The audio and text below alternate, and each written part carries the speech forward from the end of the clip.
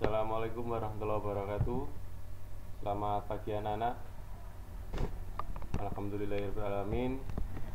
Pada hari ini Kamis 14 Januari 2021 kita masih bisa bertemu lagi. Semoga kita semua selalu dalam lindungan Allah Subhanahu wa taala. Amin. Marilah kita berdoa dulu sebelum memulai kegiatan pembelajaran hari ini supaya diberi kemudahan oleh Allah Subhanahu wa taala dan ilmu yang kita pelajari selalu mendapatkan berkah dan manfaat di dunia maupun di akhirat. Amin. Doa mulai. Selesai. Untuk mata pelajaran PPKN hari ini kita menginjak ke subtema 2, membangun masyarakat sejahtera, tetap di tema 6, menuju masyarakat sejahtera. Nah, bisa dilihat pada teks ini atau bacaan ini, hak sebagai warga negara Indonesia. Hak adalah segala sesuatu yang mutlak menjadi milik seseorang atau sesuatu yang seharusnya diterima seseorang. Hak warga negara Indonesia ditentukan dalam pasal Undang-Undang Dasar Negara Republik Indonesia tahun 1945. Setiap warga negara Indonesia berhak mendapatkan perlindungan hukum. Nah, salah satunya dalam bentuk perlindungan hukum saat menjadi saksi dalam perkara hukum. Perlindungan hukum juga bisa diberikan atas hak kekayaan intelektual seseorang seperti hak cipta. Sebagai contoh, hak cipta dalam penerbitan buku. Biasanya yang diberikan hak cipta atas isi buku adalah penulis ataupun penerbit maksud saya. Selanjutnya bisa dibaca sendiri.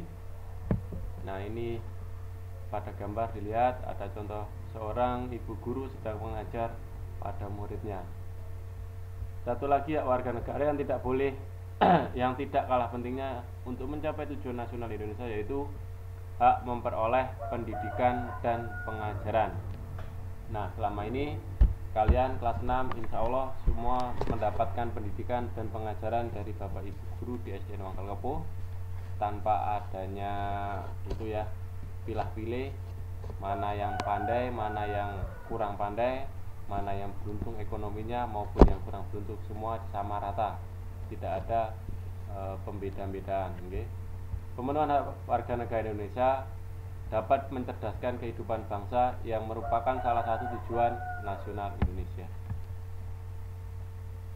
Nah, sekarang dari bacaan tadi ini perlu dicatat, hak warga negara Indonesia ada 1 sampai 11 poin, ya. Ketentuan dalam Undang-Undang Dasar 1945. Ini nanti dicatat. 1. Mendapat perlindungan hukum tertuang atau terdapat pada pasal 27 ayat 1. Hak pekerjaan dan penghidupan yang layak, pasal 27 ayat 2. Ini hak serta dalam upaya bela negara. Pak, kenapa bela negara ini masuk dalam hak bukan kewajiban, ya.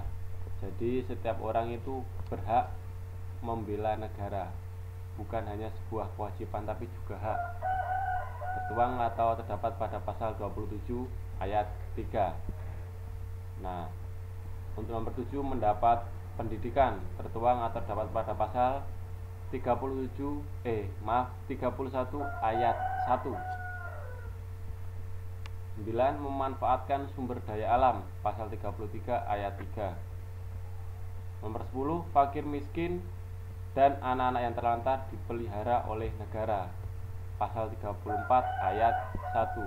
Ini untuk nomor 10, fakir miskin dan anak yang terlantar ini pasti dipelihara oleh negara. Jadi kalian tidak akan mendapatkan anak-anak yang berada di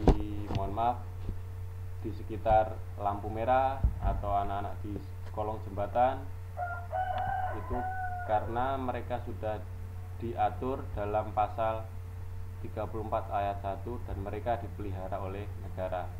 Cara memeliharanya bagaimana, Pak? Bisa dimasukkan ke dalam panti asuhan. Misalnya ada yang tanya, Pak, saya pernah mendapatkan anak-anak yang seperti itu, mohon maaf ya, gembel. Kenapa itu kok masih ada? Biasanya mereka tidak mau dimasukkan ke dalam panti asuhan ataupun yang lainnya, gitu. Mereka merasa tidak nyaman, kan tetapi itu kesalahan ya. Mereka menginginkan berada di jalan atau di kolong jembatan. Pak, padahal enak kalau sudah punya rumah ataupun rumah dari pemerintah. Kenapa kok mereka seperti itu? Karena rata-rata mereka kurang mendapatkan pendidikan. Loh Pak, kenapa kok bisa kurang mendapatkan pendidikan? Padahal mendapatkan pendidikan adalah hak dari mereka sesuai pasal 31 ayat 1. Nah, seperti itu pertanyaannya. Jawabannya karena mereka sendiri tidak menginginkan pendidikan. Rata-rata alasannya mereka tidak bersemangat ataupun tidak mampu dari segi kemampuan. Kemampuan apa? Kemampuan berpikir, malas. Rata-rata seperti itu. Mereka malas mengenyam pendidikan, padahal pendidikan itu sangat penting bagi kehidupan kita. 11. Memperoleh fasilitas pelayanan kesehatan, pasal 28H ayat 1. Bagaimana contohnya? Setiap warga negara berhak mendapatkan fasilitas pelayanan kesehatan. Jadi semua rumah sakit, semua tempat kesehatan boleh boleh, semua warga negara boleh berobat di semua fasilitas kesehatan sesuai dengan kemampuannya masing-masing. Kita beri contoh. Pak Yongki warga Kediri, warga Kabupaten Kediri boleh berobat ke Jombang. Terus ataupun Pak Sarul misalnya, Pak Sarul warga Jombang bisa berobat di rumah sakit selain Jombang, dan mereka melakukan pelayanan yang sama rata, tidak ada pembeda-bedaan.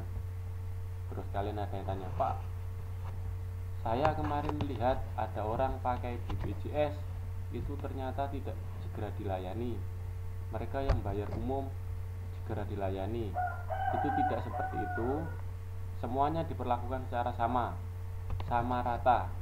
Siapa yang daftar duluan ataupun siapa yang penyakitnya lebih kritis itu didahulukan. Masih ada banyak lagi aturan-aturan dari fasilitas kesehatan yang mana mereka lebih tahu daripada kita, mana yang lebih didahulukan karena kritis ataupun tidak ada pembeda-bedaan. Walaupun BPJS sekarang ketika kita berobat menggunakan BPJS, insya Allah semuanya gratis.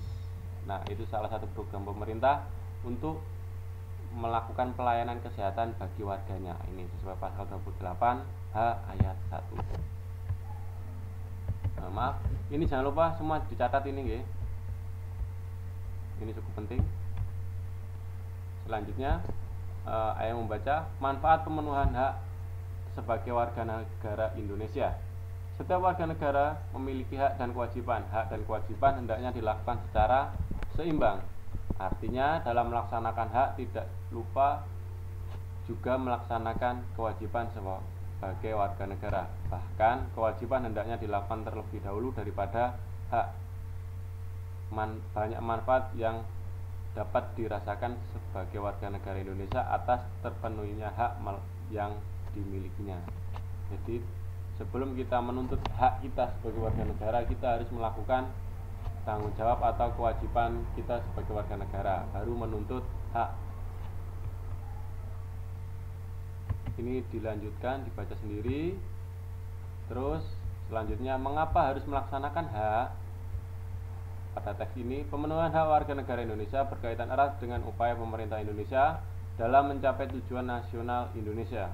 Kamu tentu sudah memahami tujuan nasional Indonesia sebagaimana tercantum dalam pembukaan UUD tahun 1945 pada alinea keempat. Ini dibaca lagi. Nah, tugasnya cukup mudah hari ini. Selain mencatat tadi, sekarang catatlah informasi penting mengenai hak dan manfaatnya. Bisa dijelaskan hak itu artinya apa, terus apa bedanya, mana yang perlu didahulukan antara hak dan kewajiban, dan apa manfaatnya hak bagi kita sebagai warga negara. Sekian materi yang dapat saya sampaikan. Semoga materi ini bisa membawa kita menuju kehidupan yang lebih baik. Saya akhiri, wassalamualaikum warahmatullahi wabarakatuh.